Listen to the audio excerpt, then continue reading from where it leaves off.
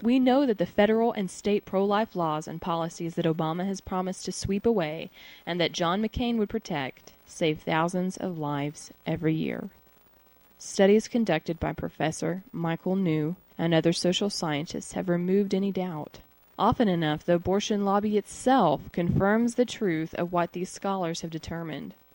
Tom McCluskey has observed that Planned Parenthood's own statistics show that in each of the 7 states that have FOCA-type legislation on the books, abortion rates have increased while the national rate has decreased. In Maryland, where a bill similar to the one favored by Obama was enacted in 1991, he notes that abortion rates have increased by 8%, while the overall national abortion rate decreased by 9%. No one is really surprised. After all, the message is clearly conveyed by policies such as those Obama favors, in that abortion is a legitimate solution to the problem of unwanted pregnancies. So clearly legitimate that taxpayers should be forced to pay for it. But for a moment, let's suppose, against all the evidence, that Obama's proposals would reduce the number of abortions, even while subsidizing the killing with taxpayer dollars. Even so, many more unborn human beings would likely be killed under Obama than under McCain. A Congress controlled by strong Democratic majorities under Harry Reid and Nancy Pelosi would enact the bill authorizing the mass industrial production of human embryos by cloning for research in which they are killed.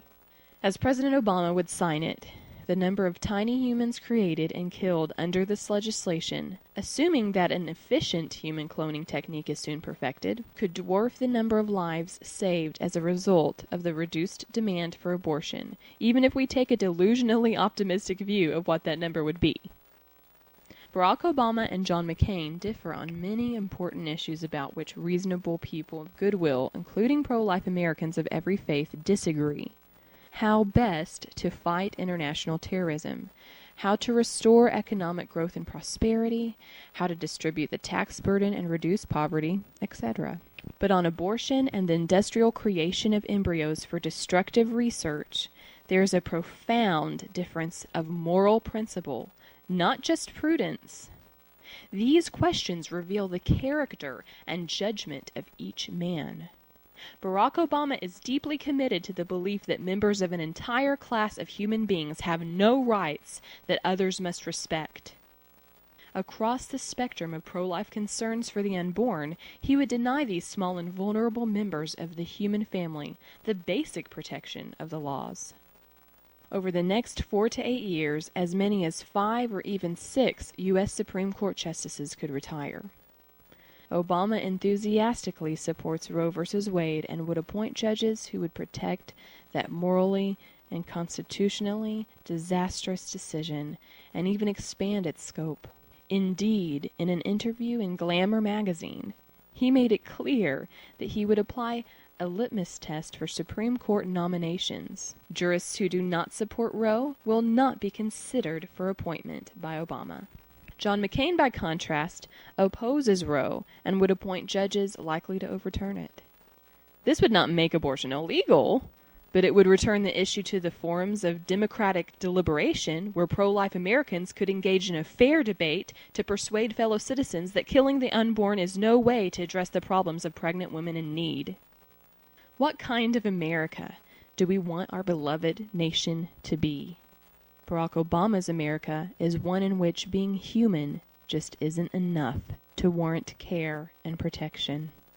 It is an America where the unborn may legitimately be killed without legal restriction, even by the grisly practice of partial birth abortion. It is an America where a baby who survives abortion is not even entitled to comfort care as she dies on a stainless steel table or in a soiled linen bin. It is a nation in which some members of the human family are regarded as inferior and others superior in fundamental dignity and rights. In Obama's America, public policy would make a mockery of the great constitutional principle of the equal protection of the law. And perhaps the most telling comment made by any candidate in either party in this election year. Senator Obama, when asked by Rick Warren when a baby gets human rights, replied, "That question is above my pay grade." It was a profoundly disingenuous answer.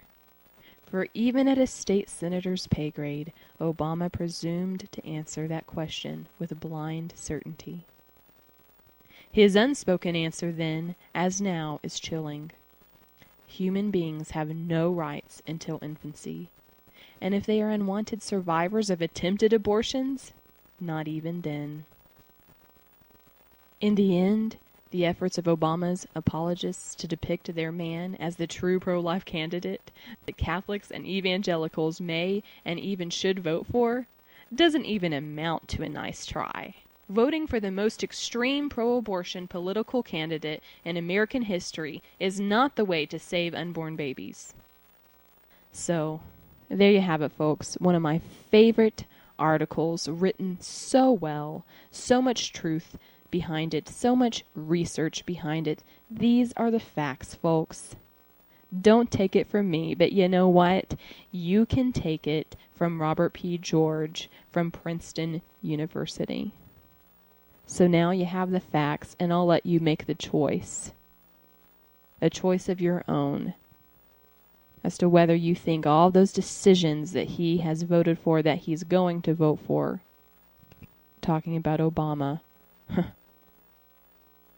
are good moral decisions and are good for humankind, are good for our country.